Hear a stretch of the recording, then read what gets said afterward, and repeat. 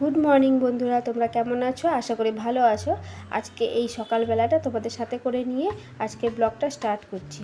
তো দেখো, দেখতে থাকো ব্লগটা, আশা করি তোমাদের ভালো লাগবে। তো সকালবেলা দেখো ব্রাশে মাজুন নিয়ে নিয়েছি, দাঁত মাজবো।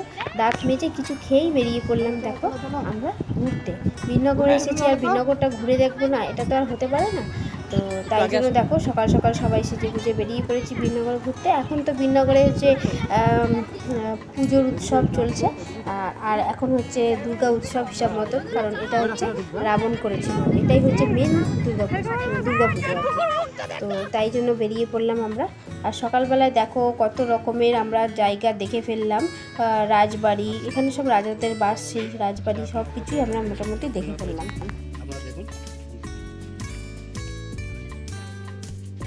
হ্যাঁ দেখাচ্ছি।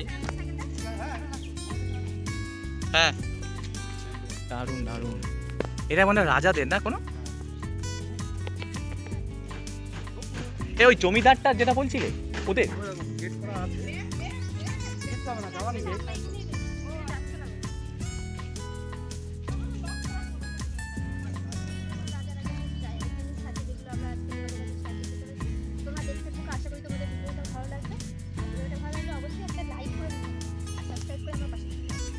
এই যে জীর্ণ মন্দিরটা তোমরা দেখতে পাচ্ছ, এটা হচ্ছে রাজাদেরই একটা দুর্গা মন্দির, অনেক পুরনো, প্রায় 500 বছরের পুরনো একটা মন্দির। তো অনেক জায়গা ভেঙে গেছে, মানে জরাজীর্ণ হয়ে গেছে। আর এই যে দুয়ারটা দেখতে পাচ্ছ, এটা হচ্ছে সিংহ দুয়ার বলে এটাকে। তো সেখান থেকে দেখো দুদিকে দরজা আছে কিন্তু বন্ধ। তো চলো দেখতে থাকো।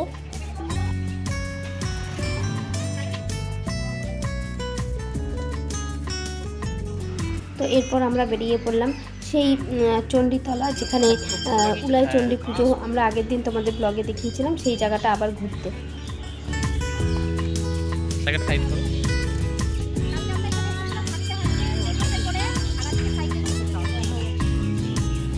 এবার বলো, কালকে তো কোনো কথাই বলতে পারোনি, এবার জানিয়ে দাও বন্ধুদের যেটা কোথায়, কিসের জন্য।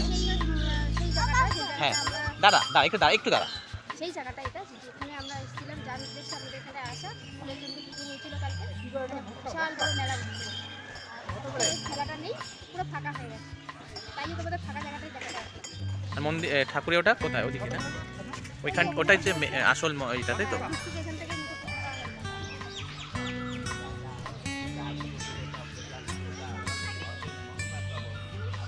কালকে এখানে এতটাই ভিড় হয়েছিল যে ভালো করে কিছু দেখাতেই পারিনি তোমাদেরকে। আজকে দেখো পরিষ্কার,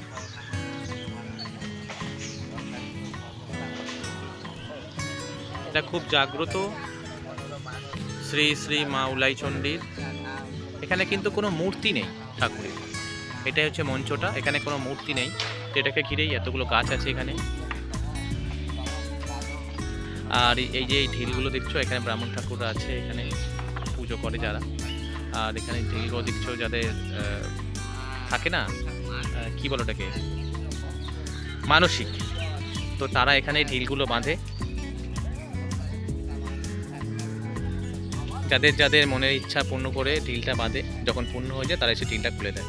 তো পুরো গাছটা জুড়ে ভর্তি, দেখে নাও তোমরা, এখানেও দেখো। আর কালকে এখানে আরেকটা জিনিস হয়েছিল, তোমাদের দেখাতে পারিনি, দেখাতে চাইনি ব্যাপারটা, নাহলে দেখানোটা আমার কাছে মনে হলো ভালো না। এখানে হচ্ছিল বলি হয়েছিল, পাঠা বলি, দেখে নাও, এখনো রক্ত আছে এখানে। এটা মায়ের ইচ্ছা, যার যার ইচ্ছা। অনেকে আবার পায়রা ছেড়ে দিচ্ছে মানসিক করে, ওটাও খুব ভালো। এটা ঠিক বলতে পারছি না, কেউ বলে ভালো, কেউ বলে ভালো না, জানি না, এখন যার যার ব্যক্তিগত ব্যাপার। দেখতে থাকো, জায়গাটা এত সুন্দর, ঠান্ডা জায়গা এটা। গাছগুলো দেখেছো, এগুলো কিন্তু গাছে এক একটা কিন্তু এক একটা ঝুড়ি মূল বলে, এটা একটা শিকড় হয়ে গেছে এখন, দেখো। হ্যাঁ চ নে যাচ্ছি। আচ্ছা এখানে দেখো গাছ, নানা রকম গাছের, আর পুরো এই সাইডটা পুরোটাই হচ্ছে গাছ থেকে ঘেরা। ঘুরিয়ে তোমাদের দেখাচ্ছে এটা।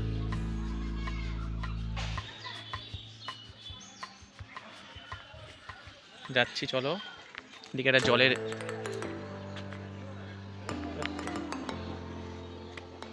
কল করা আছে।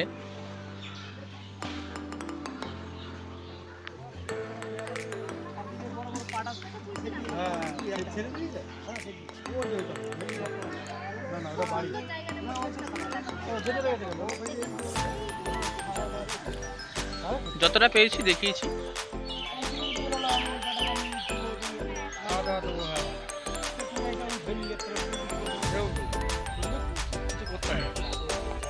যতই রোদ হোক এখানে কিন্তু ঠান্ডাই থাকবে।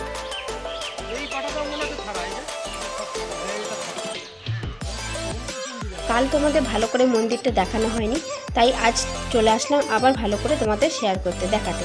আর এসেই দেখো ঠাকুরের প্রসাদ পেয়ে গেলাম। আর এটাও একটা কিন্তু ভাগ্যর ব্যাপার, ঠাকুরের প্রসাদ পাওয়া। যাই হোক, দেখো প্রসাদটা সবাইকে ব্রাহ্মণ মশাই দিয়ে দিচ্ছে। আর এখানে দেখো এই যে চাল কুমড়ো বলি দেওয়া হয়েছে। ঠাকুর নামে বলি দেওয়া হয়েছে। কেউ পায়রা নেয়, মানসিক করে পায়রা ছেড়ে দেয়, কেউ চাল কুমড়ো। আবার অনেকে করেছে কি, ওই যে দূরে দেখছো অনেকে ঠাকুরের নামে ছেড়ে দিয়ে যায়। এটাও কিন্তু একটা মানসিক, যে আমি বলি দেবো না, অবলা প্রাণীকে মারবো না, ছেড়ে দিয়ে যায়। যে গলা দেখতে পাচ্ছ লাল রঙের ফিতে, দেখতে পাচ্ছ কিনা বুঝতে পারছি না। যাই হোক, যাস না কোথায় দেখি।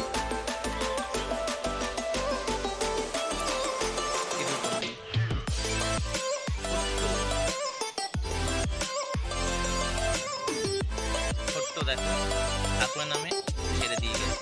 এটাও কিন্তু একটা মানসিক। এটা হচ্ছে মানসিক, মানে এটা হচ্ছে মানসিকের কথা বলে বলি না দিয়ে এটা ছেড়ে দিয়েছে। এই জিনিসটা বেশ ভালো খুব ভালো। লেগেছে, খুব ভালো লেগেছে। তো এরকম ওখানে আরো আছে। স্বাধীন